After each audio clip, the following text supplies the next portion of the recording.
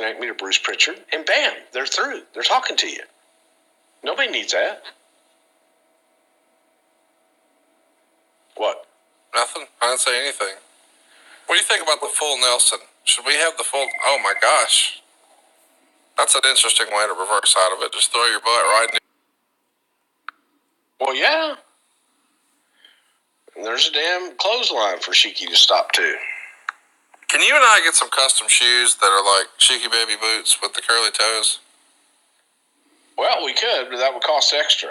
How about JYD? This is one thing that I like to bitch at, especially old timers that actually they can do it. Oh, Meltzer got kicked out of the seat, and the real ticket holder showed up. He was probably timing matches. Yeah, they see he's gone now. Now you're sitting there with Wade Keller, I think. Doesn't that guy look like you a little bit? No? No. A little bit. Give me that. No, Sheiky, those are extra, but JYD's got the boots that zip. They got a zipper up the side, so he laces them motherfuckers once and then just zips them up the rest of the time. That's the lazy man boot.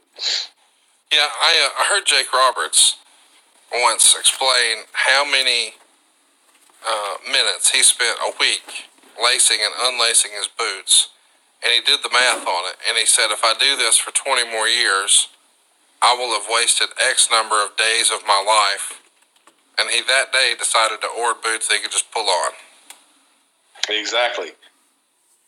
And before Jake went to the WWE, he had just the boots, like the cowboy boots he wore all the time. That's what I mean. He went to those, and then Vince wanted him to wear the lace-up boots that were snakeskin, and he didn't want to do it. And that's when Vince, he's like, hey, I want you to wear tights, not the karate pants. I want them to be neon colored with a snake down the side. And I want you to wear lace-up boots that are made out of snake print.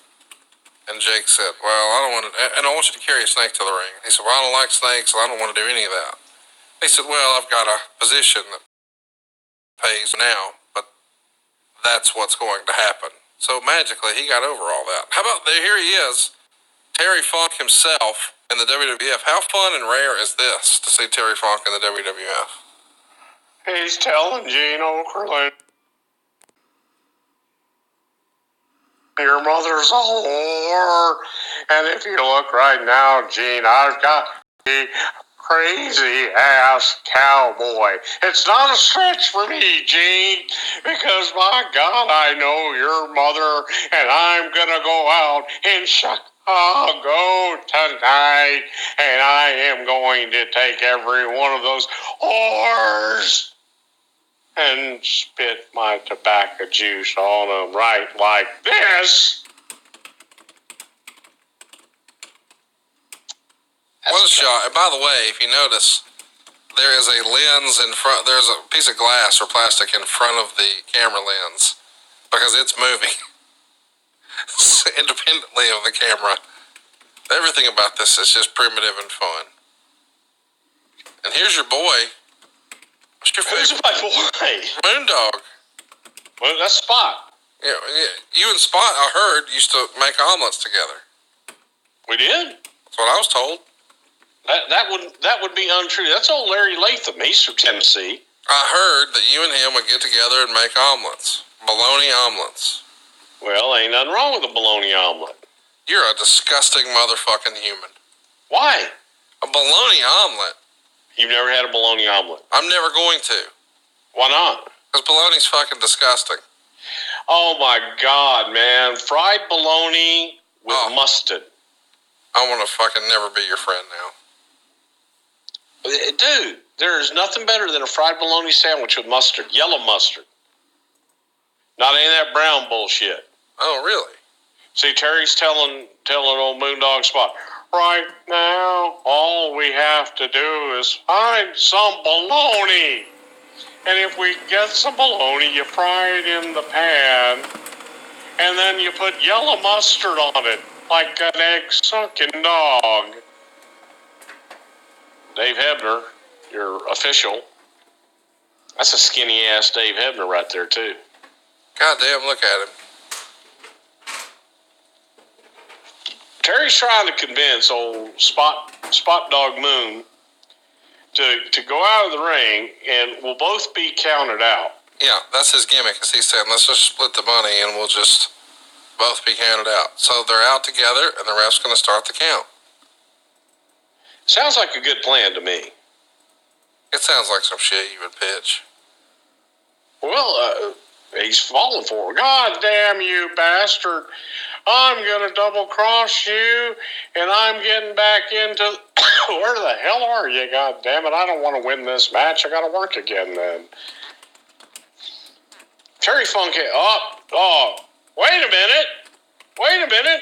Spot Dog Moon made it in time. How about that silly shit finish? I got to tell you, that was a great finish right there. It was creative, but let's run through this. So far, guys, we've already seen 6 matches. 4 minutes, 9 seconds, 3 minutes, 3 minutes, 3 minutes, 17 seconds. And now we're on to our next one, which of course will be our next to last first round match. Tito Santana taking on the Magnificent Morocco. Now, you got to admit, so far, this segment right here is better than anything on Halloween Havoc. Section 7-2, bed check was conducted. All students are accounted for and all the windows are closed. It is you made me watch a few weeks ago. Oh, yeah. 19 hours of my life I will never get back. I blocked it out. Some of our fans are still listening to it. Thank you. Howard Finkel. Now would someone open my microphone and cue me? Come on now. The winner of this contest, Larry Latham. He's a nice old guy. Is he still around? I don't know. Let's find out. No. Need to put in that Google thing. Larry's passed on? About 16 years ago, Bruce. Case conducted for section 6-2, total 45, absent 1, present 44. Total for section 4-2 is 30, absent 3, present 27. Dude, he died in the ring at Jerry Lawler's birthday bash. Thank you. No. In Memphis.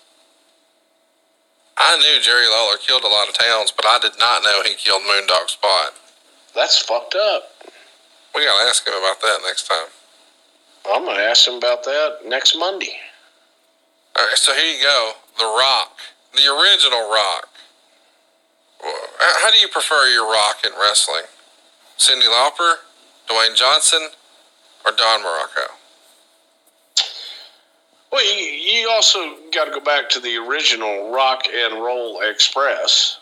Or you could go to just the Buck Rock and Roll Zoomhoff. A lot of rolls in here. So you know what? Fuck them. Don the Rock Morocco. I don't know how do you get the Rock out of Don? His last name is Morocco. Yeah, Morocco is Hawaiian. Yeah, but Rock is right in the middle. Ma and O are on the outside. But it's really Rock. Or like Rack. Morocco. I don't know what you're saying. Shouldn't it be Morocco? Well, I mean, shouldn't your name be something different too? No, it shouldn't. Okay. Arriba! Tito Santana. You want to know something that Tito never had the opportunity to do? Look at that belt, man. What did he Yeah, do? it was What the did he old never- original AC. He never, ever had the opportunity to have lunch with Pancho Villa. And I happen to know for a fact that that is one of the biggest regrets of his life. Really? Yeah. Could you look at The Rock tear that shirt off. Could you line it up? I know someone who knows someone who once had lunch with Pancho Villa. If you were to count how many times Ricky Steamboat, goddammit, Tito Santana and Don Morocco worked, holy uckfay. They had a few matches in their day against one another. What a hell of a damn issue they had back in the day. I don't know that you've seen it. I don't know that I've even shown you, but did I show you that I found the old Intercontinental belt? This one. No, not this one. The one before. What was the one before? You know, the one that Pat Patterson and Ken Patera and Pedro and Morocco had. That's not this one? No. Oh, shit. You have it? Yeah. Can I have it? I got a little... That could be... I got you your housewarming gift, motherfucker. Yeah? Yeah, I got you a good deal on your home loan at SaveWithConrad.com. Damn. Well, it was just so damn easy that you forget about it because it's done, and I saved so much damn money that I've got money left over. And you will too at SaveWithConrad.com. Now licensed in more than 40 states. No payments for 2 months. And get a deal with who? Me. SaveWithConrad.com. NMLS number 65084. Equal housing lender. Thanks for letting me have a little impromptu plug there. Man, we don't see enough backslides in wrestling. I need more backslides in wrestling. You do. Where you at on backslides? You for them? I'm for them. Well, you know what? Ric Flair lost the NWA World Heavyweight Championship to a backslide in Texas Stadium to Kerry Von Erich.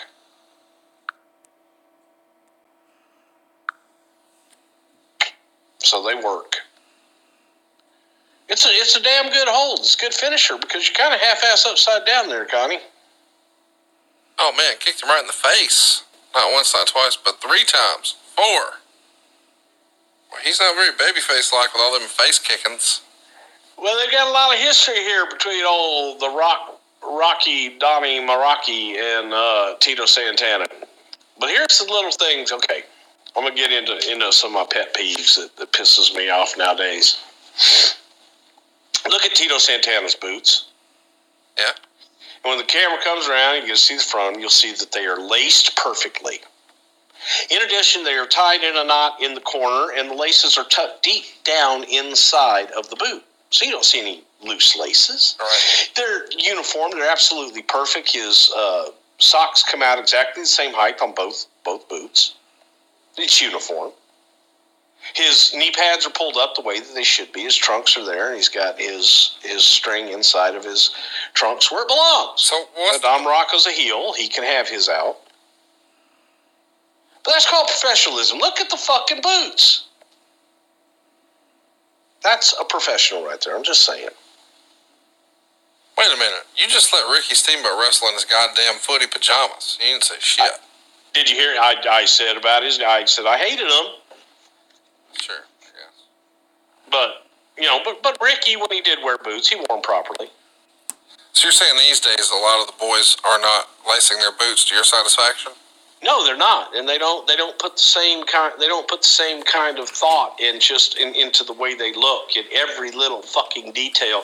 That the old pros, man, before you even walked out of the locker room, you had to have your shit together. The old timers wouldn't let you walk out of the locker room. Damn it!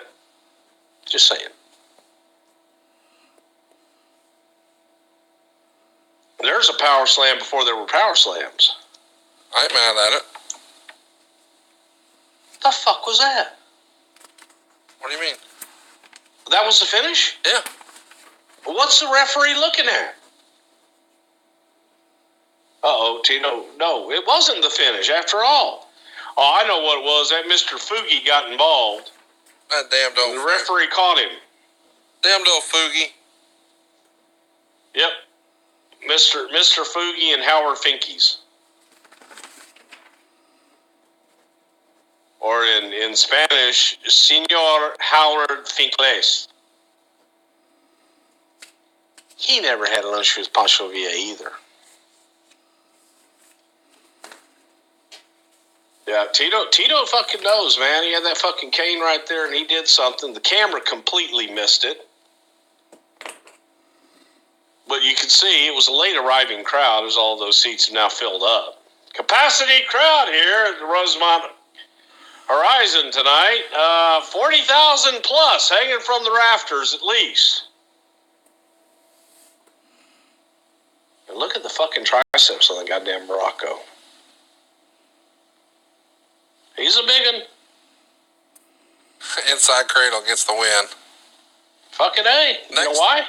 Because the inside cradle will beat a man's ass. That's right. Next up is our last first-round tournament match. It's going to be Paul Orndorff and Bob Orton. But first, man, look at this duo. Is that not 2 of the best of all time ever on camera? Well, that and the fact that Bobby is wearing a members-only jacket. He's the last member. Is he? Yeah. You know what? I don't even know if that's a real members-only jacket. That may have been a ripoff. Who ripped off a members-only jacket? It's certainly made to look like it. Wait a minute, that's not even a real Rolex he's wearing. Yeah, that is a real Rolex. No, it's not. Yeah, it is. That's some bullshit. No, that's a real Rolex. And he's got his BH little pinky finger thing. But the members-only jacket is not a real members-only jacket. I don't think it is. Is that like a bullshit King Midas Rolex? Because that is not a date 8 or a date just. Well, it's a Rolex. No, it's not. Yes, it is. How about that gold chain he's wearing? He's almost wearing it like a choker. Well, that's got his name in Hebrew. By the way, do you know what it means in 2019 if a girl wears a choker necklace like that? What does it mean? It means fucking roll tide, son. One like Bobby's got? No, just, you know how a few years ago that was like the thing? Well, there's still some girls hanging on to that, and they're nice girls. And how would you know this? Okay, they were 3 years ago when I was single. I don't know what they're doing in 2019. But you said 2019 specifically. Well, you have a friend that has told you this? Because if that friend is Dave Silva, let me tell you from personal experience, his information is probably dead ass fucking wrong. Well, wait a minute. What are you talking about? I'm just saying that Dave lies and doesn't know what the fuck he's talking about most of the time. Maybe it's just a thing with people named Dave. Okay. I didn't know Dave Silva was a liar. You're saying Dave Silva's a liar? I'm saying Dave Silva is full of shit. Well, I know for sure that's not true because he blew up the production bathroom. We had 2 people in Baltimore take shits that were so incredibly offensive that it cleared out the entire production office. Why would you allow him to do that? I wasn't in there. But one of them was Dave Silva. Do you want to guess who the other one was? Matt Coon? No, he's been a guest on one of our shows, maybe more than one. And someone else who was a guest on our show once told the story that this person's flatulence was so bad they had to sell the car he farted in. I don't know. The Blue Meanie. Oh, God, yeah. Well, can you Also- imagine when those gates of hell separated and whatever was stuck inside of there was allowed to escape?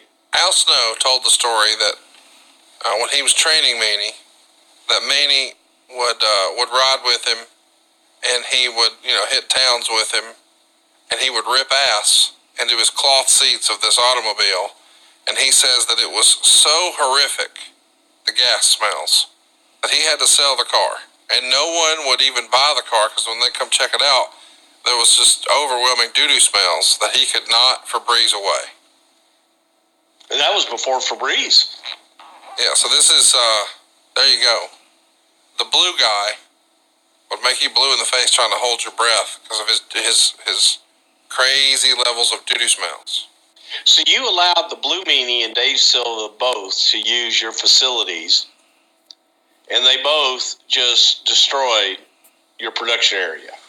Well, I'm a sucker for that. I don't know if you remember, but Jeff Jewett here from doodooTrucking.com years ago took a shit so absurd upstairs in my house that it fucked up the plumbing for the whole house. Like, I had to hire multiple plumbers to come out and undo what he did. It's always good when you have a house guest who comes and says, I'm sorry to bother you. Do you have a plunger?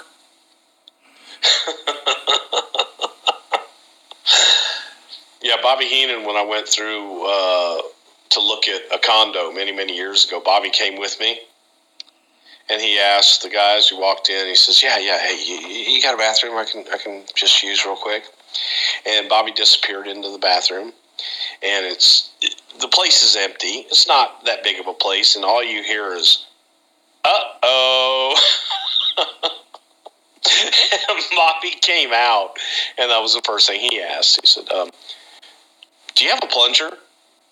And the guy looked at me and looked at Bobby and goes, no, I don't. He says, Bruce, we should probably go. I don't think this place is going to work for you. And he didn't really do anything, but it was a good rip. But Jewett messing up your house, that's nice. Yeah. And I'm going to live here for a long time, as you know. And my plumbing may never be the same. I never did that at your house. No, you always went downstairs, and you would just send it right into the foundation. Exactly. That way I could get my butt washed. You had a routine. I did.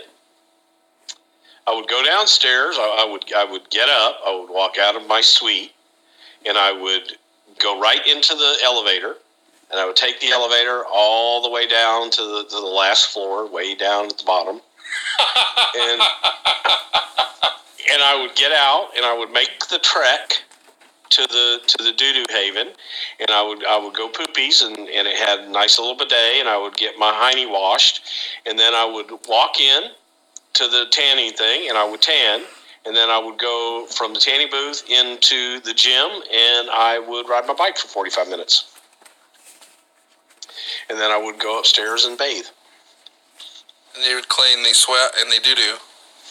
The doo-doo was clean from the ass washer in the toilet in the bottom floor across from the Flair suite. Well, what? It's down the hall from the Flair It was suite. in a whole, it was down the hall, but that was in a whole different wing of the house. Why do you make my house sound gargantuan? Why are you doing that? Because it is fucking gargantuan. My house is smaller than your new house. Not even close. My house could fit in your lower level. What, And in my you'd still rectum? have room. Are you talking about my colon? Your lower level down there. What is that, the third or the fourth floor? You know what? I always forget because you got all those. The one elevator goes down to all of them. How many bars do you have in your house? I don't know. What type of question is that? Well, okay, let me just say, how many bars do you have in your house? I don't know. Well, all right, Well, let me see. 1, 2, 3, 4, 3, 5, 4, 6. 5. Just 6. Okay, 6. That's 5 more than I have in mine. How much snow do you get at your house? I bet you're going to beat me there. I bet you I haven't yet. But I bet you that I got more fucking leaves falling than, Bob Orton went right on his pee-pee. Why didn't that match stop? Well, because he can continue. See, you may not know this, but Bob Orton had his pee-pee in a cast. Oh, makes sense. Yeah. He didn't need Blue Chew. He had a permanently hard dick. When things are explained logically, it logically makes sense. By the way, do you think, just looking at Paul Orndorff, I mean, he sort of fashioned himself as a bodybuilder.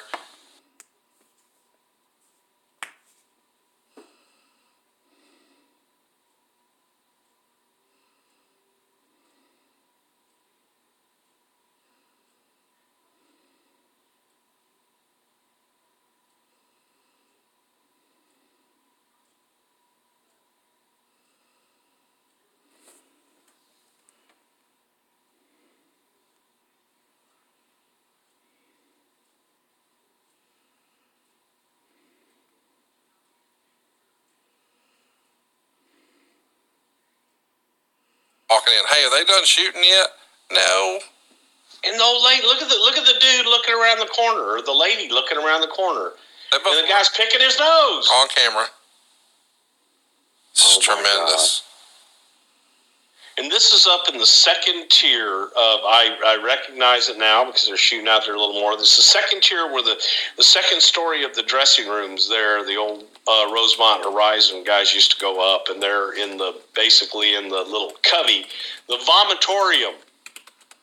Which I don't area even think right is a real thing. What's that? I don't think that's a real word. You don't think what's a real word? Vomitorium. I know you used it, and Corey Graves used it on TV right after you said it, but it's a fucking not real thing.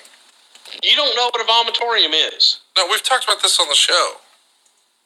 Well, that's because it's a word, and it's such a thing, and it's such a place. And Each of a Roman series times, of entrances or exit passages in front of or in an ancient Roman amphitheater. so people used to go and get sick and vomit because they drank so much.